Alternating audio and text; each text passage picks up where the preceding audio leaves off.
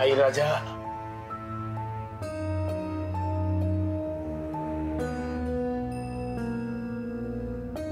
हा आता कशी आहे तिची तब्येत?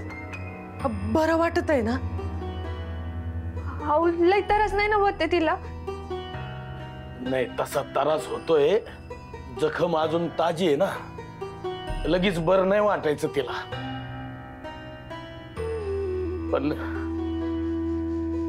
पण आज या घरात जे काही घडलंय ना कुसुम, त्यानं तिला लय बरं वाटल. म्हणजे? बस सांग. अगं मोठे मालक आतापर्यंत आपल्या मुक्ताशी जे काही चुकीचं वागले ना, त्याबद्दल त्यांनी मुक्ताचे हात जोडून माफी मागितली.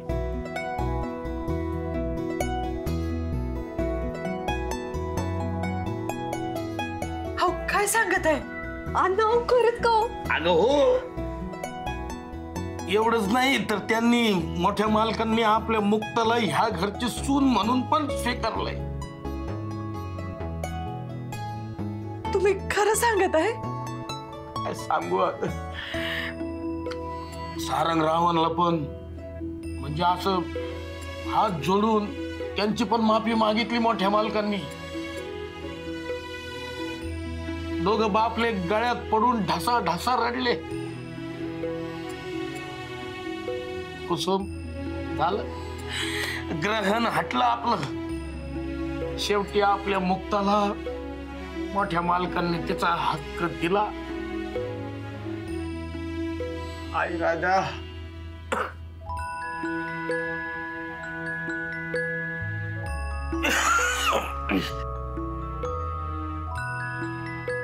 देवी आई, मावा घरानं ऐकलंच ग तू, ऐकलं.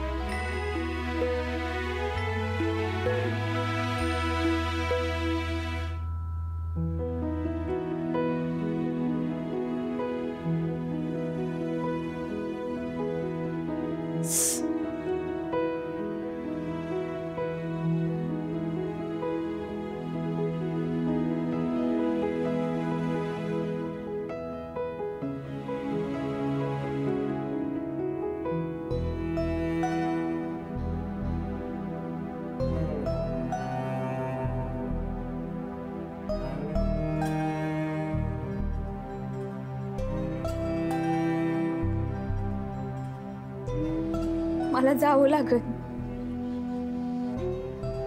दिलेला शब्द पाळावाच लागत, नाही तर मला स्वतःकडे बघायची पण लाज वाटत. मला माहित आहे तुम्हाला लय त्रास होईल. मला जिथं नाही तिथं शोधाल, पण तुम्ही लय जीवापड प्रेम केलं मायावर, पण मीच त्या लायकीची नव्हते. गैरसमज करून घेऊ नका, मनात पण काय ठेवू नका. जमल्यास कधीतरी येऊन चोरून पाहून जाईल तुम्हाला.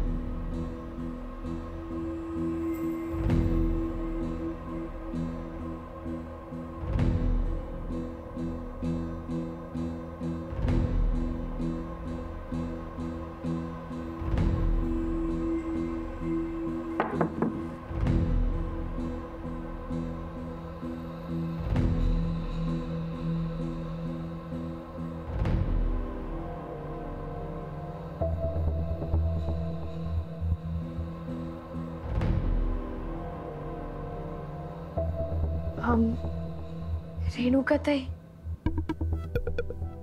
माफ करा. मी म्हणल्यानुसार रात्री घर सोडून नाही जाऊ शकले. हे झालं नसतं ना तर मी जाणारच होते. आपल्यातलं बोलणं मला लक्षात आहे.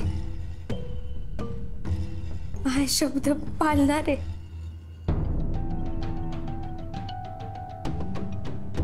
मी चाललीये हेच सांगायला आले होते. येते. थांब.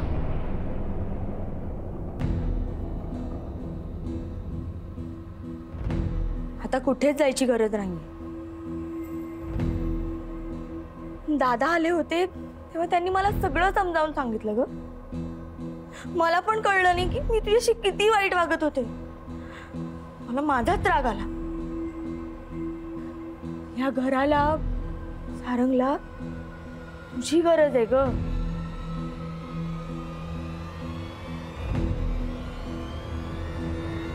बहिणी,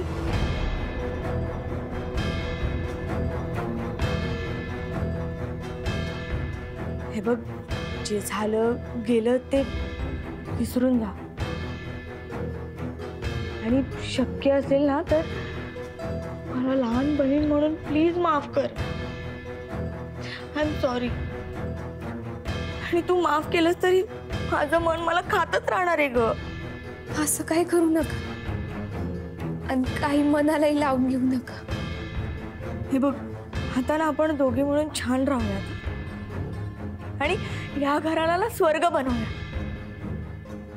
मला या आधी कसं नाही कळलं ग. कर सो सॉरी बहीण.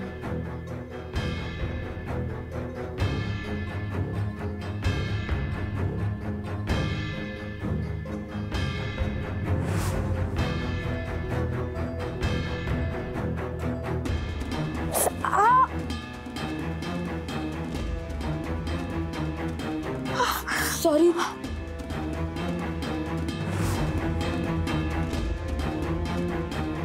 अगं काय झालं. सॉरी, जखम होती ना भावनेच्या भरात, कळलंच नाही अगं मला. सॉरी. अहो नाही, तुम्ही मला स्वीकारलं. आनंदापुढं त्रास काहीच नाही. चल, मी तुला तुझ्या खोलीपर्यंत सोडते. अहो नाही नाही, या जाते. बघ, तुला खूप त्रास होतोय, तर चालताही येत नाही. चल. अहो पण चल चल चल.